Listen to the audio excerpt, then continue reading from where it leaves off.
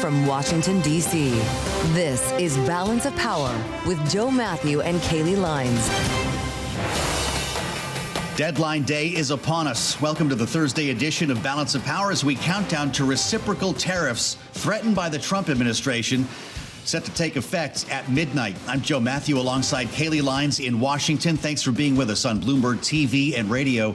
As we count down here, Kailey, to midnight taking effect, you wonder if we get more deals or if this is all we're going to have, with the president making a few posts about Canada and Mexico, but no major trade deals announced today. Yeah, keeping in mind there are 11 hours for countries to be able to strike an agreement with the U.S. and avoid these tariffs going into place on August 1st. But it's unclear whether or not any more will be able to do that, as the White House says that August 1st is a hard and fast deadline. It's for real. It will not be budging, except apparently in the case of Mexico, after the Mexican president, Claudia Sheinbaum, spoke by phone with President Trump earlier today and secured a 90-day extension of its own current agreement. I'm sure there's a taco line that would be funny there somewhere. Canada, on the other hand, not so much.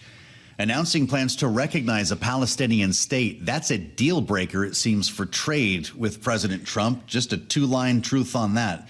It doesn't look like we're making any progress with Canada. Yeah, it's interesting as well, because Canada is not the only major economy that has taken that position in recent days. The UK did the very same thing, and yet the UK trade deal or framework that was agreed between the two countries seems intact for now. President Trump didn't have much reaction when it was Keir Starmer making that it's really true, because that's been kind of the poster child, the example of what a trade deal could be. He didn't like it when Emmanuel Macron did the same. UK gets it passed. Canada apparently doesn't get a deal at all. So we'll be keeping our eyes on Truth Social and our ears on the White House. We'll have an update from the North Lawn in just a moment. Yeah, and we'll speak with former U.S. Trade Representative Ron Kirk about all of this as well. So there's a lot to look forward to this hour, but we also need to begin with a check on the markets, because we're in the thick of the busiest week of earnings season, with more tech stocks reporting this afternoon. So let's get a check on those now with Amy Morris here in Washington. Hey, Amy. Hey, Kailey, we do check markets for you all day long at Bloomberg. The S&P 500 up 0.5%. NASDAQ up 0.9%. The Dow up about 0.1%. 10-year Treasury yield at 4.33%. The 2-year yield at 3.92%. This just crossing the Bloomberg terminal. Google will be forced to open its App Store after Epic Games won its case against the tech giant. Now, this ruling means the Google Play Store will have to lift restrictions preventing app developers from setting up rival marketplaces and billing systems. Figma shares are indicated to begin trading up to $110 each, implying as much as a 233% gain above the IPO price of $33 apiece. The design and collaboration software company and some of its backers raised $1.2 billion in one of the year's most anticipated IPOs. Microsoft reached a $4 trillion market capitalization after reporting quarterly earnings that beat Wall Street expectations. Microsoft reported better than expected growth in its cloud business, posting a 39% rise in sales. Microsoft shares now more than 4.5% higher. eBay shares jumped after that company projected sales topping analyst estimates, suggesting optimism for continued consumer resilience at a time of shifting U.S. tariff proposals. eBay shares right now 18% higher. Federal Reserve's preferred inflation gauge also ticked higher last month in a sign that President Trump's broad-based tariffs are starting to raise some prices for many goods. The Commerce Department says prices jumped 2.6% in June compared with a year ago. That's up from an annual pace of 2.4% in May. For on-demand news 24 hours a day, subscribe to Bloomberg News Now wherever you get your podcasts. I'm Amy Morris. That's a Bloomberg Business Flash. We go back now to Balance of Power with Joe Mathieu and Kailey Leinz. All right, Amy Morris with a look at where we stand at 1:03 p.m. Wall Street time in the middle of this trading day. It's actually about right now that we'll be keeping our eyes on the White House, as well as the White House Press Secretary Caroline Leavitt is set to brief reporters on a number of issues. Tariffs and trade, of course, I imagine will rank most highly on what's on the mind of the journalists in the room, as we are approaching this midnight deadline for countries to reach trade agreements or not with the United States and face the implementation of them tomorrow, August 1st. And of course, later on today, Joe, we will also hear from President Trump himself as he's getting set to sign executive orders and welcoming the press in as he does so. I have to admit, I mean, there's always tomorrow, but this just feels like one of those days when he walks into the briefing room. It could be one of those days when he wants to can't rule anything out. Shape the narrative here, because we're all asking the same questions. Is that it? Remember, 90 deals in 90 days. We technically got 8 deals in 120 days, realizing one of those deals includes the full block of the EU. We could frame that as more than one deal, I guess. But look, we could get more where this came from. As we mentioned earlier, Kailey, the update on Canada is not good, as the president says its decision to recognize a Palestinian state is a deal breaker when it comes to trade. Mexico gets a 90-day reprieve. Let's go to the White House to see what else we may have learned here in the last 24 hours. Bloomberg Washington correspondent Tyler Kendall is on the north lawn of the White House right now to bring more to us here. Tyler, what's happening in that building behind you? Is the president done? Hey, Joe. At this point, it's not really clear, though. At 4 p.m. Eastern, as Kailey mentioned there, he's going to welcome the press into the Oval Office, sign some executive orders. We'll have to see if those include actually putting pen to paper when it comes to putting these different tariff rates into effect, because keep in mind, so far all we've really gotten are these Truth Social posts, the letters that he sent, but we actually have to see the formal documents to see what's actually in the text and going to go into place. Now, you mentioned there, of course, Mexico was pretty big news today, getting that 90-day reprieve. That was perhaps unexpected, considering that the White House had said that there would not be any extension when it came to that August 1st deadline, though we should keep in mind that Mexico is actually the United States' largest trading partner, perhaps why we've heard administration officials say that the country would get a little bit more of a preferential a position when it comes to these negotiations. A lot, though, that we're still tracking, and a lot more that could still be on the table. Keep in mind, you mentioned Canada. We also haven't heard about Australia, for example, and then two countries, Joe and Kailey, I'll put on your radar that we could get an update later today: Thailand and Cambodia. The Commerce Secretary Howard Lutnick last night said that they had finished those agreements, but we've yet to see what that lower rate could be. Right now, they're facing a 36% tariff, comparatively higher to what their neighboring nations have gotten in that region. Well, when we consider that region, Tyler, in which, of course, China features incredibly heavily, do we have an understanding of how it went when the Treasury Secretary Scott Bessent and USTR Jamieson Greer briefed President Trump on their negotiations with China in Stockholm earlier this week? So we've heard from President Trump that it's gone positively. In a interview earlier today, the Treasury Secretary said that they were still working out some of the technical pieces when it came to an update to the trade talks there. We are expecting a 90-day pause to go into effect when it does come to keeping this de-escalation on track, because essentially that's what those Stockholm talks were, right? We heard the USTR basically amount them to a check-in, make sure that both sides are living up to the agreement that was reached in London, which is really about the agreement that was reached in Geneva, make sure that those magnets are flowing into the United States and that the U.S. is upholding its end in terms of perhaps loosening some export controls for less advanced semiconductor chips. They want to keep this process going and make sure that they're still talking, but we know that there are a lot of sticking points on the table. These are going to be talks that take a long time to accomplish. Just one that we haven't really spoken about a lot, but we heard the Commerce Secretary in an interview earlier this week say that the TikTok deal is happening adjacent to these talks. Things like that that really do come into the picture and the negotiating picture that just make this all the more complicated. I don't know what they're trucking in there, Tyler, but if you need to get out of the way or in the driveway, this is a working White House, obviously. Tyler, thank you so much, as always, for being with us. Bloomberg Washington correspondent Tyler Kendall, live on the North Lawn at the White House. We try to seek voices of experience, practitioners, people who have been in the process of, in this case, cutting trade deals, to get a better sense of what's happening here at the White House. Kailey, we've talked so much about the lack of paper, the lack of detail, and we thought we'd talk to somebody who's actually been in the room for these deals to get a better sense of what they mean. Yeah, I'm pleased to say joining us now here on Balance of Power is a former U.S. Trade Representative himself, Ron Kirk, who served in that position from 2009 to 2013 in the Obama administration. Ambassador, thank you for being with us once again on Bloomberg TV and radio. As we consider what are being described as deals here, does it meet your definition of a deal? Do any of them?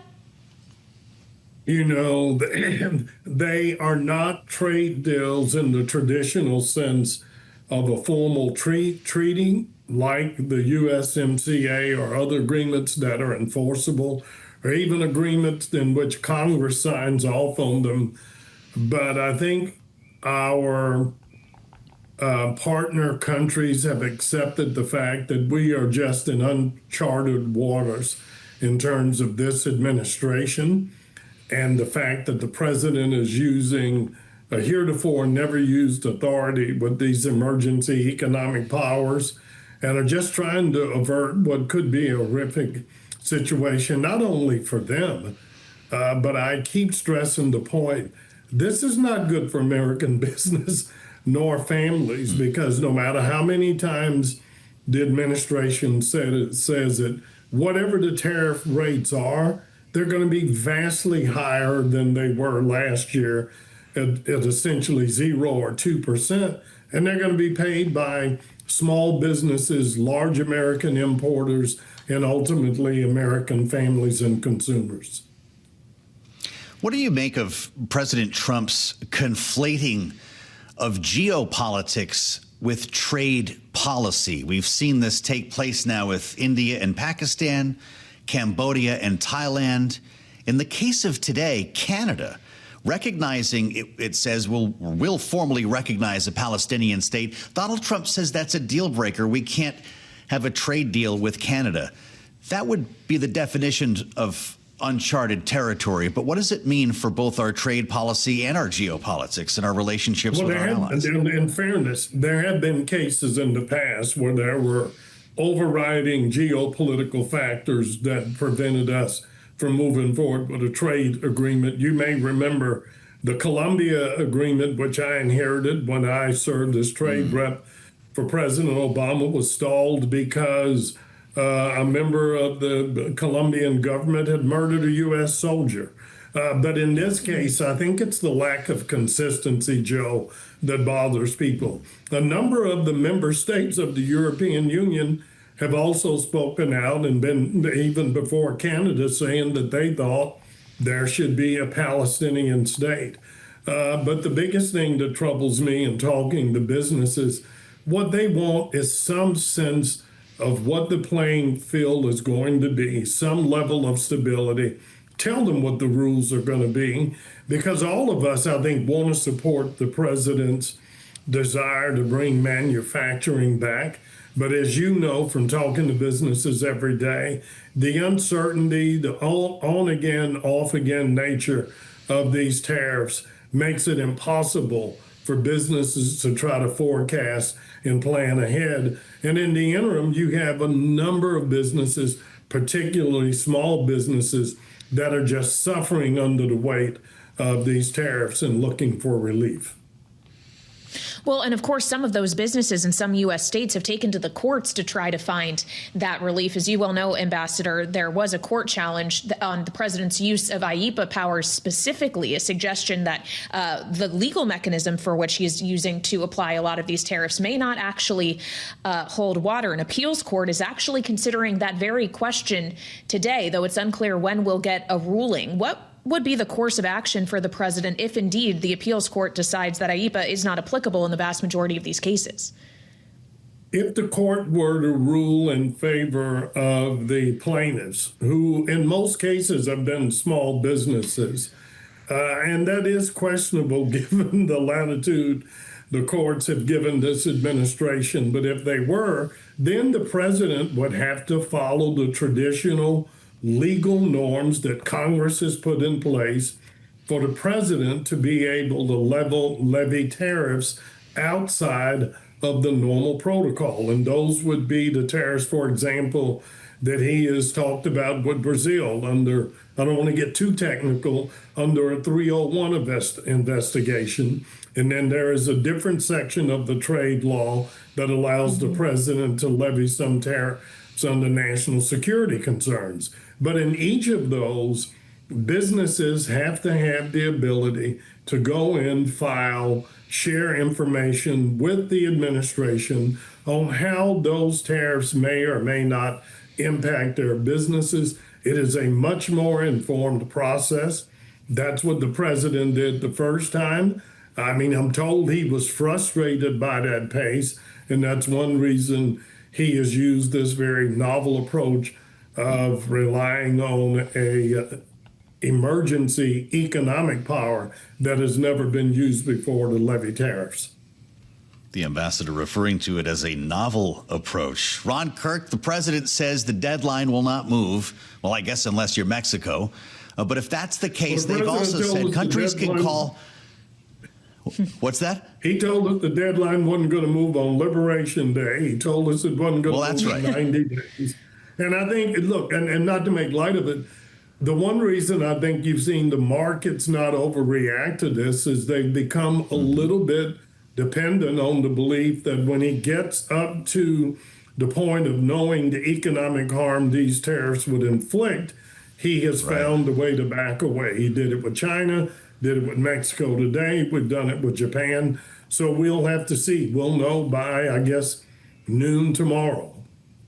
Or not. I look at, I don't know if you like tacos, Ambassador, but the White House has said that if countries want to call after the deadline, we'll still enter negotiations and maybe we'll cut a deal after the fact. Based on your experience in dealing with our trade partners, would they take Donald Trump up on that offer after all these letters go out in the next 24 hours? Well, I think every country will, particularly, the level of tariffs that the president is imposing, frankly, just don't relate to the harm that he says he's trying to cure. And you've had enough economists speak to that. And sadly, many of these smaller economies, ironically, have a trade surplus with us.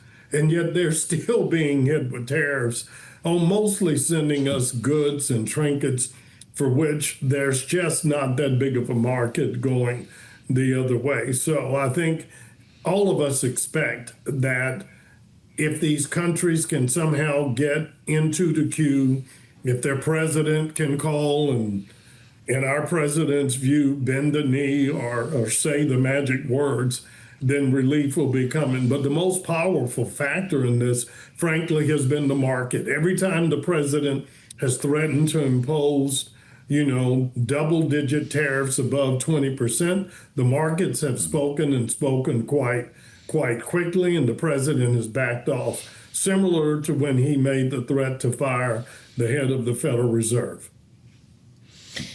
Yeah, Chairman Powell, at least for now, safe in his job despite not cutting interest rates yesterday. Ambassador, we'll see if that changes. Just quickly, as we look ahead to another deadline, August 1st is one thing, August 12th is another. That's when the current trade truce between the U.S. and China is set to expire, and President Trump to this point has not yet signed off on an extension. Are you concerned at all that we may actually see a rebound to the sky-high level of tariffs we experienced between the two largest economies earlier this year? I'm concerned, but I will tell you I think I and others are relieved that at least the language we're hearing both out of the White House, out of the U.S. Trade Rep and the Secretary of Commerce's office seems like an attempt by both countries to really sort of de-escalate the tension and get to a level of negotiation that's going to be more beneficial to both countries. Now, to be sure, we are in a very different place with China, and not because of the Trump administration, but because of President Xi and his nationalist policies. But both countries have realized there's a lot more pain to be inflicted on one another than if we can find some way to at least make sure that American industries have access to those critical minerals that we want while protecting our basic interests. And as you noted in your earlier comments, perhaps give the U.S. giving a little bit on some of the export controls. Thanks for bringing us inside the process, Ron Kirk, former U.S. Trade Representative in the Obama administration. It's great to have you with us. We'll assemble our panel next, only here on Balance of Power on Bloomberg TV and radio. As we face a looming deadline of midnight tonight, the implementation from this White House of higher tariffs on the vast majority of the United States' trading partners that haven't yet been able to reach trade agreements with the administration. And yet markets seem to be paying it no mind. Perhaps that has more to do with strong tech earnings today than anything else. But it becomes a question of whether or not that will stick, knowing how they reacted to the initial Liberation Day tariffs on April 2nd. Or perhaps they just no longer buy that these deadlines are hard and fast, even as the White House says that they are, though Mexico was able to get a 90-day extension today. So take that as you will. All that said, whatever market participants are dealing with, businesses are having to consider whether or not to take these tariffs seriously, how to reorient their supply chains as well. And they're speaking to those that represent them here in Washington about it. We spoke with the Democratic senator from New Hampshire, Jeanne, about that last night on Balance of Power. And this is what she said about what she's hearing. Every business I visit in New Hampshire has expressed concern about the tariffs. As much of a problem as the high tariffs are and the increases in cost, it's the uncertainty that it means for their business, because they don't know what the president's going to do. He's made about 100 contravening statements on tariffs since he took office.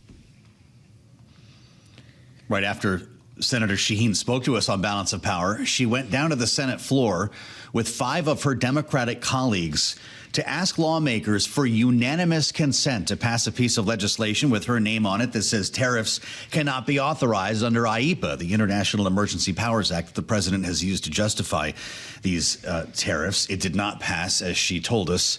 It's expected. But Democrats are trying to plant a flag here to throw down a marker on tariffs before they even take effect tomorrow. And it's where we start our conversation with our political panel. Bloomberg Politics contributor Jeanne Zaino is with us, Democratic analyst and senior democracy fellow with the Center for the Presidency and Congress. John Seaton, Republican strategist, founder, CEO of Echo Canyon Consulting, is the other half of our great panel today. And Jeanne, I'll start with you here. Having heard from Senator Sheehan, it was like a tree falling in the woods last night. Let's be honest, in the Senate, nobody thought this would pass. It didn't pass. Never mind unanimous consent. You're not going to get a single Republican to square off, it seems, with the president on this. And so Democrats in Congress as a whole then is simply in spectator mode here, right? This is something that the president will own himself. Absolutely right. Of course, as you mentioned earlier, this case of IEEPA and whether the president has the power to impose these tariffs under IEEPA is in court today, interestingly enough. Already, the Trump administration has been told that it is unlawful, the use of IEEPA to impose these tariffs by 2 other courts. It's now in a 3rd court and will likely go to the Supreme Court, but we know how long that takes. And of course, Donald Trump has other options, not just IEEPA. But I think, listening to Senator Sheehan is fascinating because she is talking about the pain that her constituents, small business owners, are feeling on the ground. You just talked to Ambassador Kirk, pain that all of us will feel going forward as it pertains to the increase in prices that regardless of what happens, we are all going to feel. And to your point, the president is going to own that because there's very little that can be done outside of the courts at this point to stop him. Well, so, John, how much pain do you think President Trump is really willing to tolerate?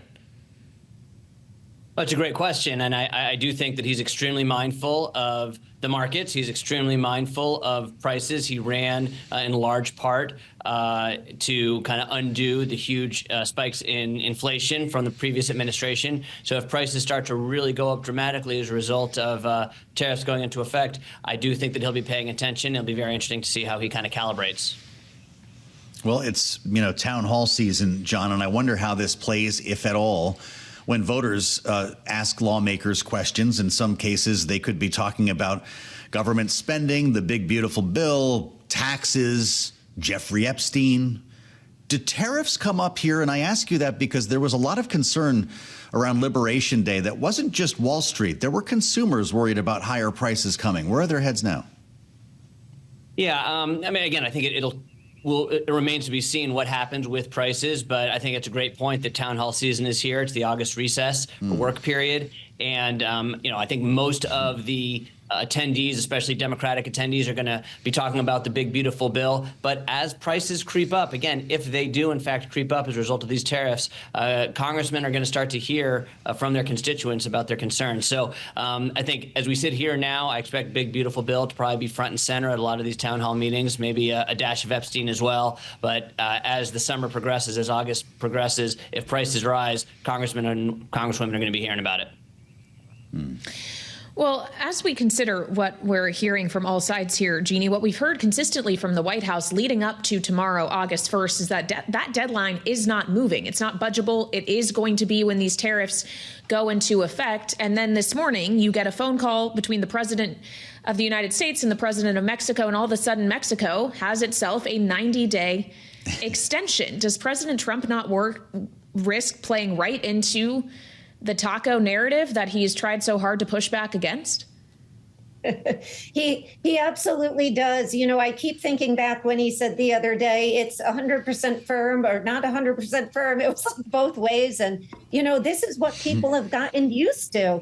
And what's so troubling about this is, to me, that as we think about prices going up, the American public will ask themselves, why is he doing all this? Why are we paying more? And there are circumstances under which Americans will say, OK, I understand we need to pay a little more for security and other reasons. But what did we learn overnight? The president is saying now, you're going to pay more because my ally in Brazil is going on trial for corruption. You're going to pay more because I don't like what Canada decided to do in recognizing Palestine. You're going to pay more because I don't like India buying energy from Russia. These kinds of reasonings are just wholly and completely 100% not in the realm of what we see when we think about tariffs this steep, that you're doing this for agendas in other countries. So the president, I think, here is going to have a lot to answer for as it pertains to why this entire Liberation Day. What was it all for? Curious, Mexico gets an extension on National Avocado Day here, Jeanne, but I want everyone to hear what Mark Carney had to say. This matter of essentially breaking off talks with Canada over recognizing the Palestinian state is a pretty interesting wrinkle in this ongoing saga. Listen to the Prime Minister of Canada. Canada intends to recognize the state of Palestine at the 80th session of the United Nations General Assembly in September 2025.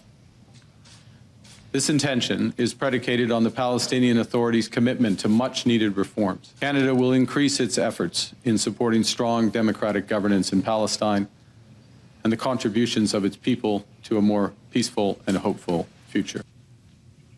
Donald Trump takes to Truth Social, writing, "Wow, Canada has just announced it's backing statehood for Palestine. That will make it very hard for us to make a trade deal with them.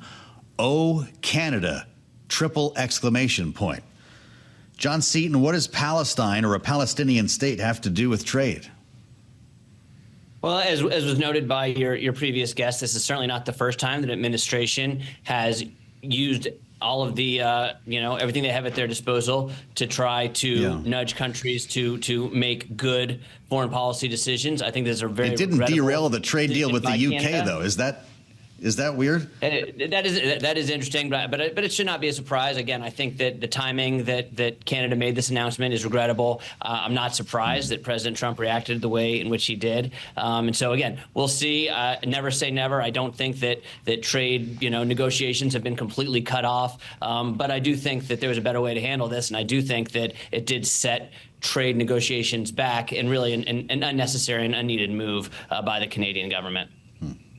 Well, when we consider the timing, Jeanne, it of course comes at a time in which countries around the world are fixed on Gaza and the malnutrition and apparent starvation that is happening there. President Trump himself has acknowledged this in recent days. And we just learned from the White House press secretary, Caroline Leavitt, that Steve Witkoff, his special envoy, will be visiting Gaza tomorrow to inspect food distribution sites where we know there have been difficulty distributing food, and in many cases have actually resulted in deaths of those trying to seek that aid. Does President Trump himself reach a breaking point at some point soon here? Maybe not to go as far as to recognize a Palestinian state, but to break more decidedly with the Israeli prime minister?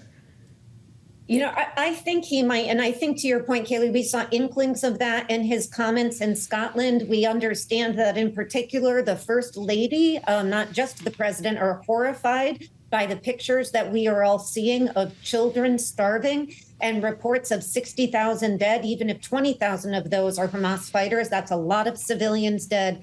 And so I do think that Israel risks isolating itself from the world if it keeps pursuing this path.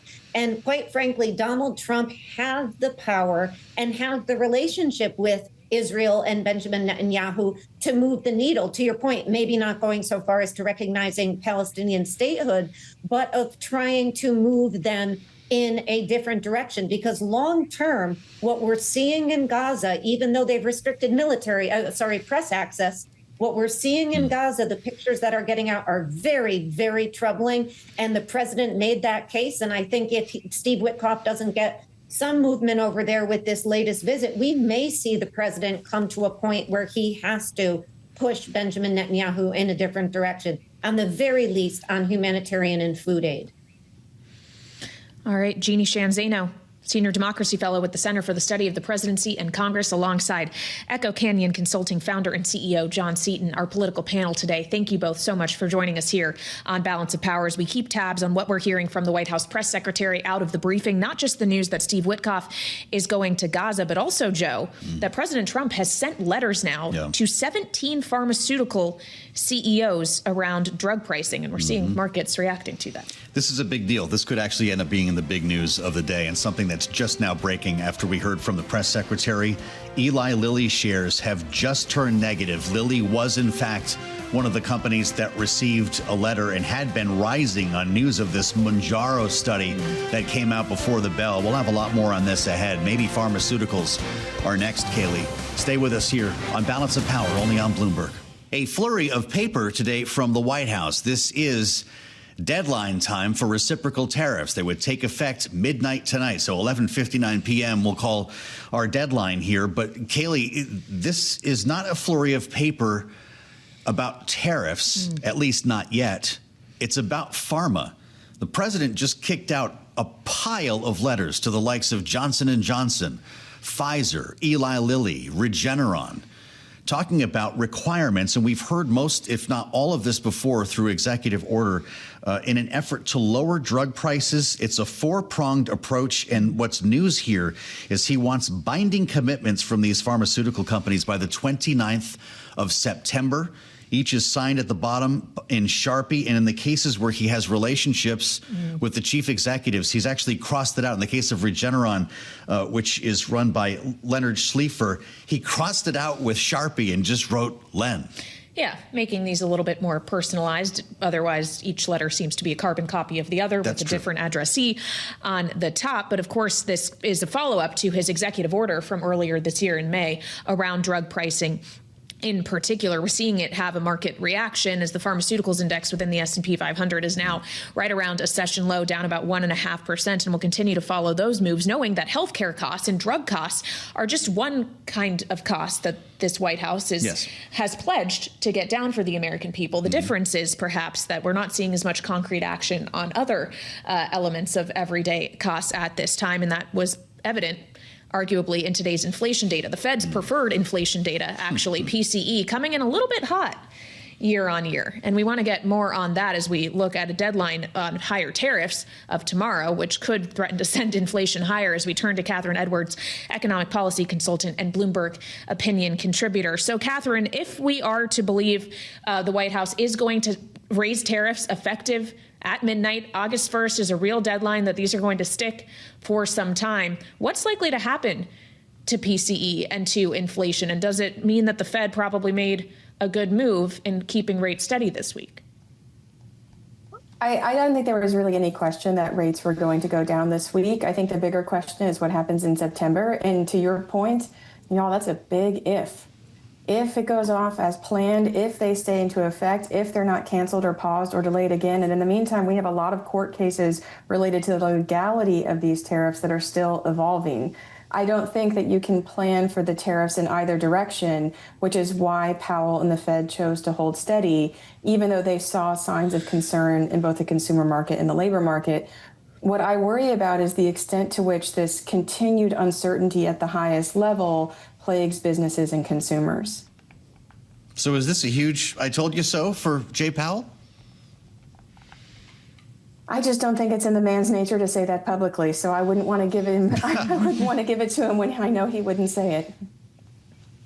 Well, what we did hear him say this week, Kathryn, is that he thinks the Fed is farther away from its inflation goals than its labor market goals. He did not seem to share the same concern around the labor market that the dissenters, the likes of Christopher Waller, who, of course, would have cut rates at this meeting, had. What will we be watching for in the payrolls report tomorrow to give us a sense as to whether it's Governor Waller or Chairman Powell who are proving more prescient on that point? He's spoken in the past about how the labor market is not as strong as the unemployment rate would necessarily predict, that there's problems in which industries are posting job gains. Are they really reflecting economic activity or an aging population? What hiring has looked like, the unemployment rate for young workers. I mean, he's brought about all these things before, but I think the price uncertainty question has to be paramount right now and has to take priority over the labor market because those are concerns and not red flags. Whereas broad tariffs are absolutely a red flag. And the effect on prices of broad tariffs is faster than any effect we've seen on the labor market. So he's got to be basically ready for the first worst thing that can happen, which will be tariffs, should they go into effect, if they stay into effect. Yeah, we just got a headline from the White House. The press secretary is briefing reporters right now in the briefing room, Kathryn. And President Trump will sign an executive order today on trade. We understand it will be on tariffs. So I guess with the exception of Mexico, these tariff rates are, in fact, going to take effect at midnight tonight. What will be the window before they show up in the hard data? That's very hard to say. I think what we learned from the first big deadline in April is that businesses have been doing a lot of maneuvering to anticipate what is happening and protect their business, their supply chains, and their customers before they take effect, or assuming that they will. So I don't know how long it'll take, but I do wonder, at some point, something's got to break for a lot of businesses. They either have to pass on the prices or they have to start pulling layoffs because they can't afford it. And so how long they can wait in uncertainty has been an open question since we've entered the start of this administration. Another big tariff announcement in the Rose Garden, another big cardboard with lots of pieces, with lots of numbers next to it. That just could push a lot of businesses over the edge to say, whatever I've been holding back, I have to do now. That has less to do with the policy itself and more about how well people can anticipate and protect their businesses. Mm-hmm. Kathryn, it's great to have you, as always. Kathryn Edwards on the eve of the tariff deadline. Economic policy consultant. Find her work on the terminal. She's a Bloomberg opinion contributor. And we want to bring in the voice of a lawmaker.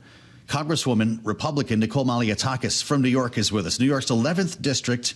Now that the home district work period is underway. Congresswoman, welcome back to Bloomberg TV and radio. There's always a lot we'd love to talk to you about, but I'd like to just start here with the conversation that we're having. We're listening to Caroline Leavitt and preparing for these tariff rates to go into effect.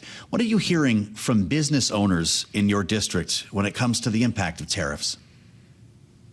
Look, both business owners and consumers rightfully have some concern about what this will mean for them, what this will mean in terms of cost if you're a consumer, what's your bottom line if you're a business, and how are you going to make sure that it doesn't impact you. But what I would say is, and I've told the administration this multiple times, it's my hope, what we will hear from the president is that he will pause some of these tariffs, continue the pause for the countries that have been working in good faith. We have many countries right now that are at the table. They're negotiating in good faith. They're looking to lower their barriers of entry, allow more American products into the country, try to make a more balanced trade. And I think that if they are working with us, then we should give them a little more time. Obviously, it is difficult within that 90-day period to make so many trade deals all at once because each is very exclusive, specific to that nation, and addresses different needs. But what we have seen from the president is more fair trade for the American company, for the American worker, as it relates to giving us a better deal, right? Making sure that our products are not hit with tariffs when they are imported elsewhere. And we've seen this with multiple Asian nations. We've seen it with the EU. We've seen it UK. And there's still a slew of other countries out there that we know are at the table negotiating, and we should not, try to put this additional tariff on them if they're acting in good faith. Well, when we consider the administration is also touting the revenue that is being brought in by the existing tariffs, Congresswoman, knowing that that revenue is coming from importers who are paying that tax when they bring these products into the United States, is that really a better deal for them? Well, it is bringing in significant revenue, and we shouldn't be turning a blind eye to that. I mean, look, we're talking of what could be, well over $1 trillion, trillions of dollars over the next decade that could certainly help pay down our debt in one respect. The thing is, you want to make sure that it's reasonable, so it's not going to, again, impact those end users, consumers. We really haven't seen those consumer prices increase. What we have seen, by the way, is trillions of dollars of private investment coming to the United States, whether it's from foreign companies or domestic companies that are looking to expand their facilities. You mentioned the pharmaceutical industry earlier, automakers. We're seeing that they are investing in the United States. That is creating jobs. We saw the 3% GDP growth. I think you'll continue to see that. Now that we've also passed the tax legislation that will be pro-growth, pro-jobs, that will play a role. It all needs to be balanced. That's, I think, at the end of the day, what people are looking for, some type of balance here. And tariffs is a small piece of that equation, is a strategic tool, needs to be used, though, in a targeted approach. And really, we should be looking for a particular outcome from the nation that we're dealing with, not just an across-the-board, slamming every country with tariffs, particularly if they're working with us at this moment to get a more fair trade deal.